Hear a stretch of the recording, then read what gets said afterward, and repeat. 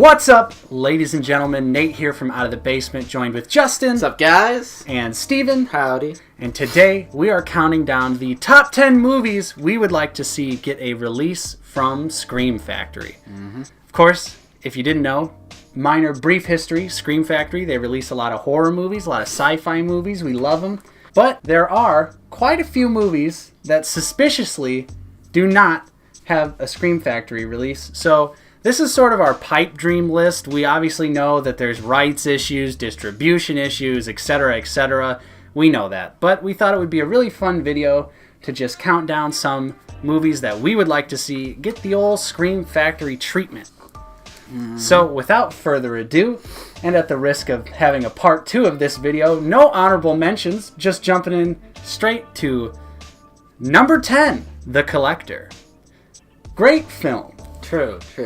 Steven, you haven't seen this one, so you don't really have much to say, but It's not really talked about a lot. Yeah. It's rather unnoticed. I feel like it is definitely unnoticed. It's a very suspenseful home invasion film, written and directed by some of the people who wrote some of the Saw movies, and it was originally supposed to be a Saw movie, but they just decided to go off and do their own thing. And then it also had a sequel, The Collection, which was a great movie. I also really like that one. Yeah. But yeah, I just feel like it's underrated, it's underappreciated. It has such a unique story. Yeah. With such a unique setup. Like, I mean, we can say that without really spoiling it, but it's about a burglar who goes to burglarize a house, but while that's happening, a family is being tormented by like a serial killer. Yeah. So it's a really interesting concept, and you kind of get this weird dynamic where the guy who's breaking into the house is like the hero of the story. Yeah. Even though obviously real world circumstances, that guy would be, a criminal. But yeah, really good movie. I'd like to see a better transfer of it because it is one of those weird like earlier digital movies. It's a little grainy when you watch the Blu-ray, and it doesn't have subtitle options on the Blu-ray, which is weird. Yeah. No, it's like even DVDs have that. So yeah, there's no subtitles. There's barely any bonus features either. I'd really like to get a little bit more in depth with the making of this movie and how it went from a Saw sequel to its own thing. I think that would be really cool to see. So, number 9 is The Descent. Ooh, it's a good one, dude. It's a good one. This movie is also another movie I feel like is really underrated. Steve, have you seen The Descent? I actually have not, but I do remember when it was coming out and I was seeing the trailers everywhere. I really did want to see it. I probably didn't because I was too scared to at the time, but if you are claustrophobic, this movie will fuck you up. Yeah. It is before even the spoilers, the monsters show up. It's just a claustrophobic movie because it's this group of girls that are just spelunking and they're getting into these really tight spaces in a cave, and you're just like, fuck Which that. is like it's almost that's half of the horror right there is just the claustrophobia, and then the other half being the monsters, and there's so many twists and turns. I was gonna say so many shocking moments. Throw in a healthy dose of paranoia just for good measure. Yeah. A nice twist ending as well, making for an excellent, underappreciated horror film. That again, the Blu-ray release that it currently has, the picture quality is decent, but I think it could be a lot better. And also the bonus features are just pretty much nothing. So I would like to also see a little bit more in-depth making of, perhaps, with that one. Number 8 is a classic, and that is X-Files: Fight the Future. We love this movie, you and I. Justin, you haven't seen this movie. No, I have not. But you did start watching the X-Files a little bit. Yeah, I watched like the first season. I enjoyed it. Yeah. season 1 and 2 are the best, Yeah. I think, by far. But the first theatrical movie they did, I think, kind of surprised everyone in that it's actually really good. It's probably one of my favorite X-File things. For sure. Just in general, because a lot of the show is based on skepticism and wanting to find the truth, and I feel like we get a lot of solid answers in the movie itself. I mean, whether you like the X-Files or not, it's just a good movie. Yeah. Like, I feel like you can just appreciate it on its own, honestly. I mean, yeah, you do need to know who, Scully and Mulder are, obviously. But if you're at least semi-familiar with them, you could probably just go into this movie and watch it as is. It's so well made, well paced. The writing's great. I mean, everything about the movie is awesome. Which, especially at this point with X-Files sort of, obviously coming back, it's prime time to really have that come out on a nice Blu-ray, maybe a nice 4K resto on it, some of the goodies. And the Blu-ray release that it has isn't the most common. Yeah. You don't run across it too often. For a very long time, it was actually extremely expensive. Yeah. But somehow they must have unearthed like a storage locker filled with the Blu-rays, because then it started popping up everywhere. Because I remember when we first got our Blu-ray copies, I think the movie was around like $50 or $60. Like we just found ours by chance. Yeah, because we were freaking out. Yeah. We were like, oh my god, it's Fight the Future. It's not I Want to Believe, which, side note, I Want to Believe, pretty bad. So, but it could still have potential to be Scream Factory. I agree. So next up, we're going to be cheating a little bit. We'll be cheating again a little later on this list, but lumping two movies in together for the number 7 spot, and that is Grave Encounters 1 and 2. Really underrated found footage horror films that sort of play on the aspect of ghost TV shows, similar to like Ghost Hunters or Ghost Adventures. Is specifically Ghost Adventures. Yeah. They really meme on them in the first movie, and then the second movie just adds so much to the universe. Yeah. It's a very meta experience. The second one is, for real, with the intro that features, like Cool Duder in it, a bunch of other like YouTubers.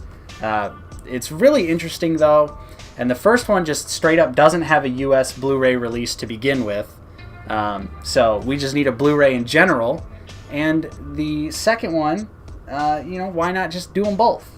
Because they're both, I don't know if I could put one above the other. I'd probably just say Grave Encounters 1 is better just because it started it all. Yeah. But number 2 makes you appreciate the first one so much more. It adds to the first one, which is what I really like in a sequel, that they can add stuff to the second one and then be like, oh, when you're watching the first one, like the full like context of what's really going on.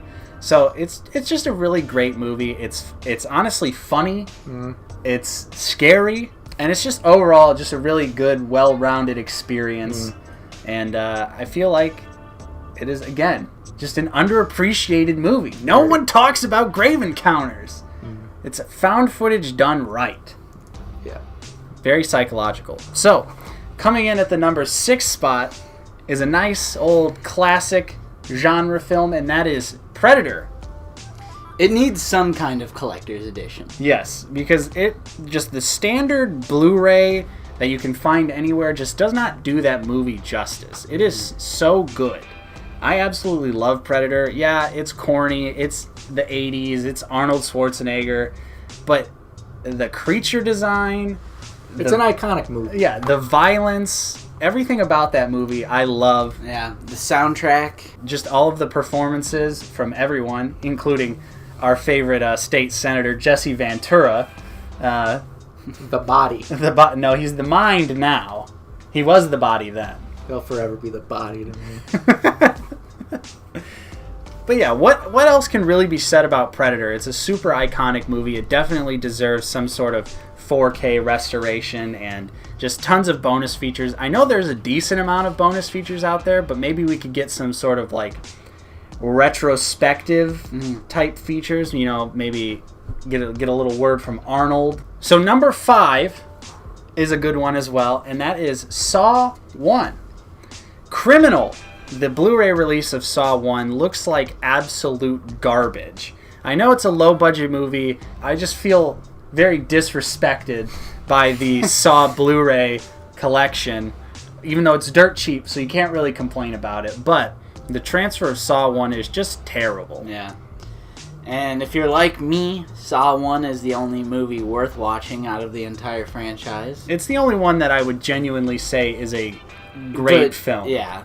It definitely is. I just love the overall theme. Mm-hmm. We were just making jokes about that the other night when we were playing PUBG. It's just a really good movie, and say what you want about the sequels, they definitely did not understand what Saw 1 was about. Yeah. So they completely turned the franchise into something else, and I feel like that just made the whole franchise have a very negative connotation. Yeah, I definitely hate when that happens to very, very good films. What comes to my mind instantly is Jaws, and how it's generally accepted that Jaws 1 is a masterpiece, but there are some people out there who are like, oh, I don't want to watch that corniness. It's like it's plagued by its sequels. Yeah. And Saw is definitely an example of that.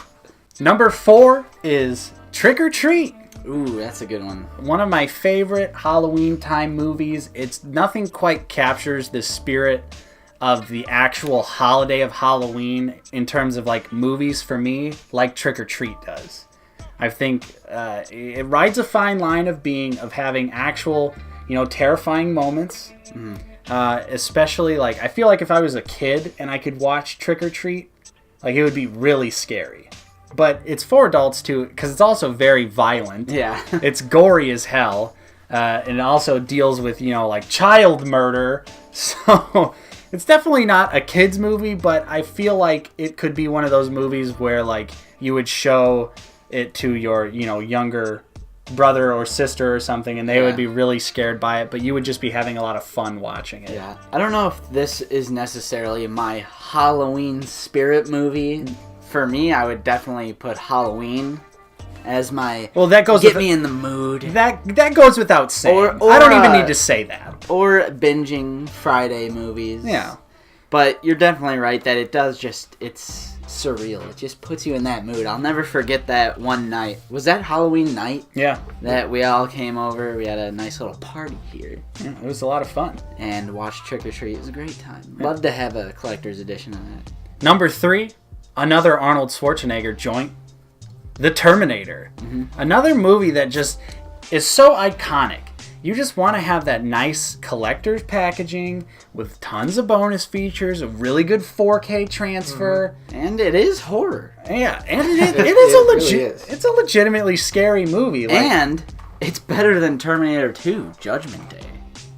Fully backed. A better film. In all honesty, the Terminator did have a pretty bad transfer up until kind of recently. They recently did a newer transfer of it a couple years back, so it looks a little bit better on Blu-ray, but still I just feel like, especially with a lot of that movie taking place at night and like the futuristic scenes, a lot of that stuff really gets hard to see. Yeah. And I think just a nice quality 4K transfer of that movie could really improve the movie significantly. Number 2, we're cheating again, folks. We're down to the wire. Evil Dead 1 and 2. Army of Darkness has a Scream Factory, which, we know the rights are different, but where is the love for Evil Dead 1 and 2? What is going on? Yeah. I feel like the recent, or the only Blu-ray release of Evil Dead only has an audio commentary. There's a lot of really good bonus features for Evil Dead that are just trapped on old Anchor Bay DVDs. And they also kind of George Lucas'd Evil Dead 1. They CG'd out a lot of the movie mistakes, which is fine, but I think that if you want to do that, you should absolutely include the original version of the movie for the people that want it. Because there are people that like those mistakes. It's part of the charm. Part of the charm, yeah. Especially with something like Evil Dead. Yeah, where half the charm of that movie is just how like low budget and ridiculous it is, and once you know like what they had to go through to make the movie happen, you appreciate it so much more.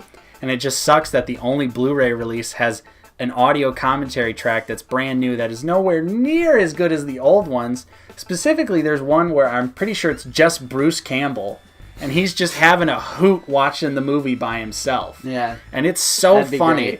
Great. I used to have the Anchor Bay DVD, and then like an idiot, I sold it because I was like, I'm going to get the Blu-ray. So I lost all the great bonus features, and I'm just really upset about it. And the same thing with Evil Dead 2. The Evil Dead 2 Blu-ray is a little bit better, but still I feel like that movie could use a new transfer, could have all of those great old Anchor Bay features that are missing out, and maybe some new ones.